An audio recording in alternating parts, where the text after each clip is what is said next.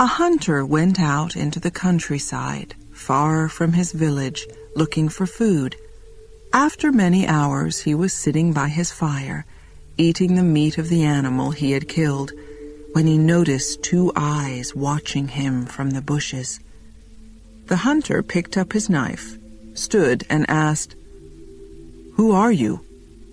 A wildcat then appeared. "I am Boaji," the cat said.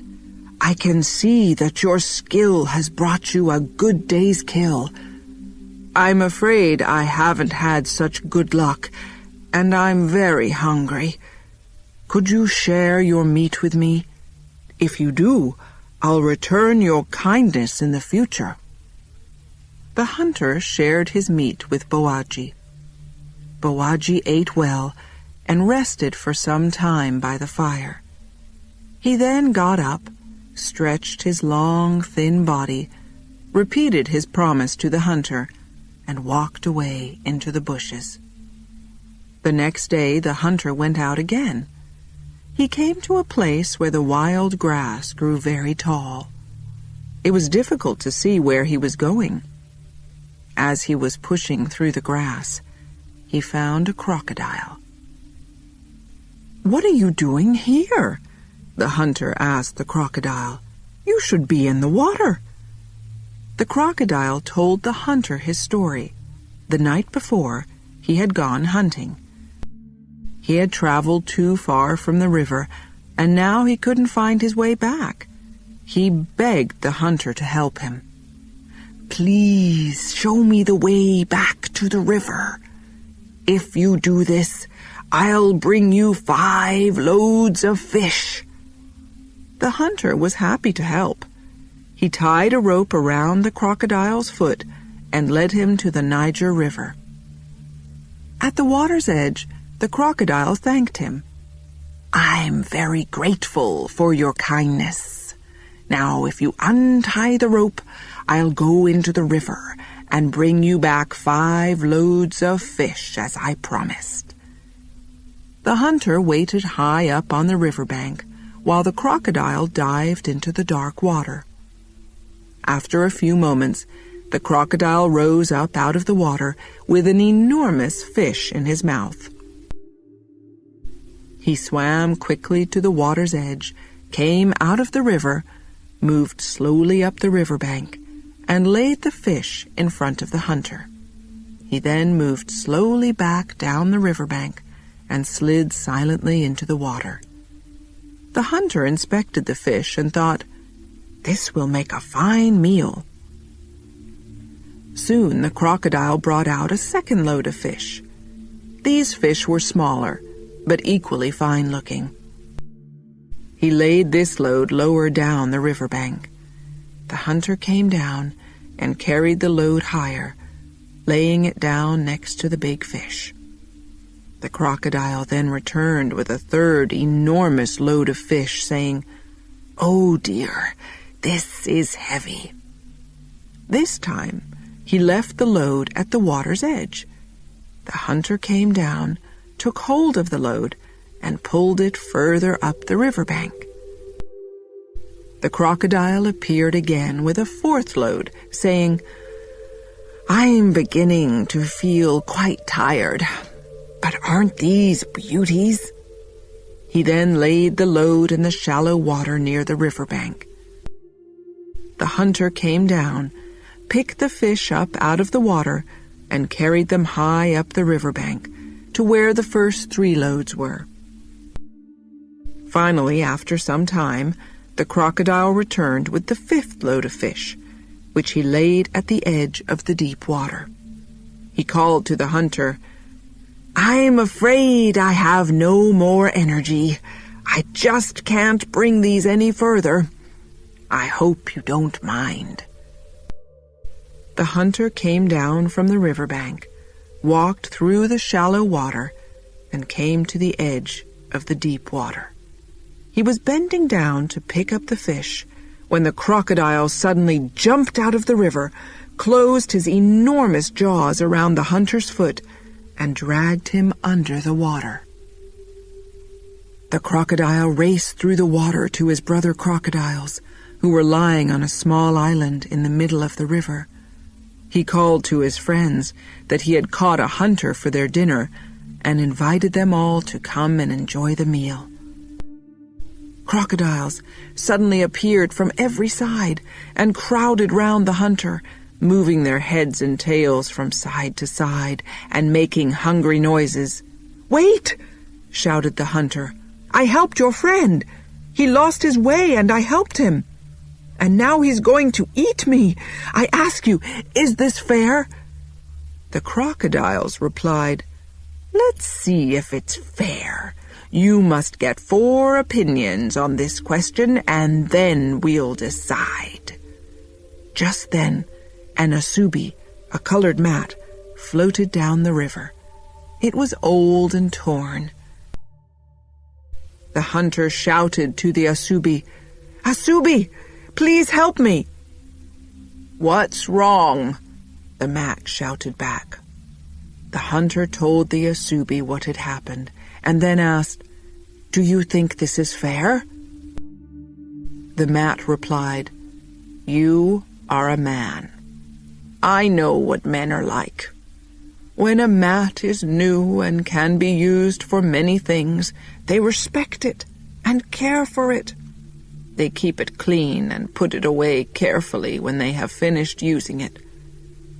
But when a mat is old, they forget that it used to be their friend. They throw it away. They throw it into the river. You ask me if life is fair. Life is not fair. You will be fortunate if the crocodile treats you as well as men have treated me." The mat floated away down the river. The crocodile turned to the hunter and asked, "Did you hear that? Did you hear what the asubi said?" Then an old torn piece of cloth came floating down the river. The hunter cried, "Cloth, please help me." "What's wrong?"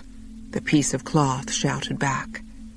The hunter told the piece of cloth what had happened, and then asked, "Do you think this is fair?"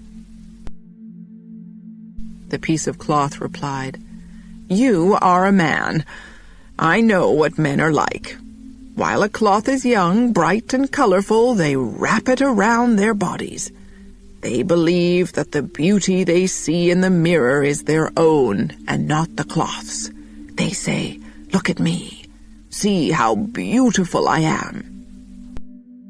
But it is the cloth that is beautiful, not them. And the people know this, although they will not admit it, because they fold the cloth up carefully to keep it beautiful when they are not using it. But as soon as the cloth is old, they forget how it used to make them beautiful. They throw it in the river. You ask me if life is fair. Life is not fair. You will be fortunate if the crocodile treats you as well as men have treated me." The piece of cloth then floated away down the river. The crocodile asked, "Did you hear? Did you hear what the cloth said? What do you think now?" A horse came down to the riverbank to drink. The horse was old and thin. Her owners had forced her to leave their farm because she was too old to work. The hunter cried, "Horse, please help me." "What is the problem?" the horse shouted back. The hunter told the horse what had happened and then asked, "Tell me, do you think this is fair?"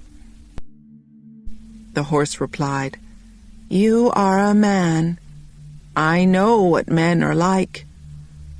When a horse is young, they look after her well. She has a warm home.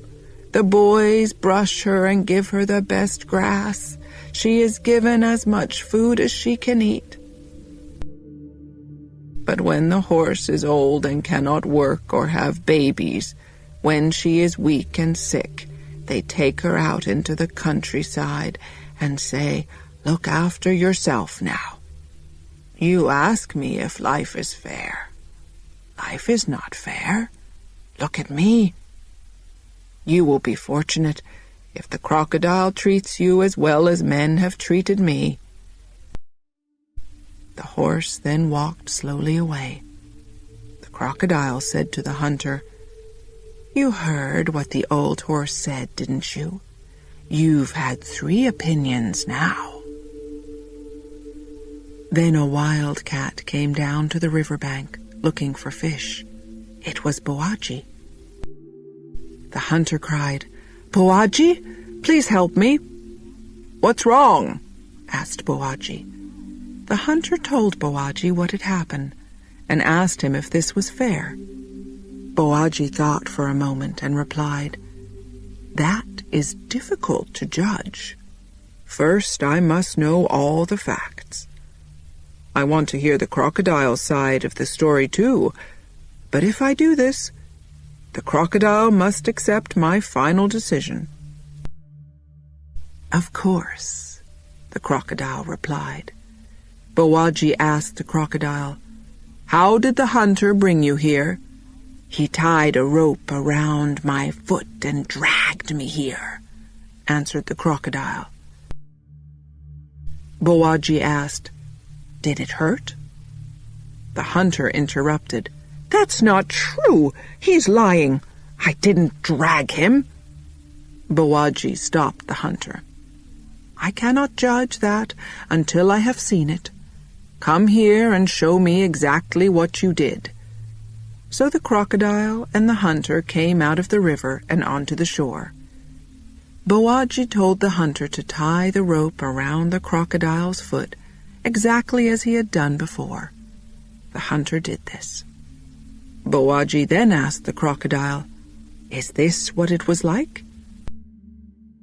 "Oh, yes," answered the crocodile. "This is what it was like, and soon it began to hurt." Boaji said, "I can't decide that yet. The hunter is going to have to lead you back again, so I can examine this accurately. Do as I say, and I will follow you." The hunter picked up the rope and led the crocodile back into the tall grass, while Boaji followed. They walked for some time in the hot sun until eventually they came to the place where the hunter had met the crocodile. "This is the place," said the hunter. Boaji asked the crocodile, "Was it here?" "Yes, it was here. And from here the hunter dragged me behind him to the river." Boaji asked, "And you were not satisfied?" The crocodile answered, "No, I wasn't." Boaji told the crocodile, "Good. You punished the hunter for hurting you by dragging him into the river. So now this argument is finished. To avoid more quarrels of this kind, the hunter must untie the rope and leave you here in the tall grass. This is my decision." "What?" shouted the crocodile angrily. He brought his tail down hard against the earth and spun around to face Boaji and the hunter. "I'll never find my way back to the river." The hunter looked at Boaji and smiled. They then left the crocodile there, screaming in anger. The hunter thanked Boaji as they walked away. The time comes when everyone is treated as he has treated others.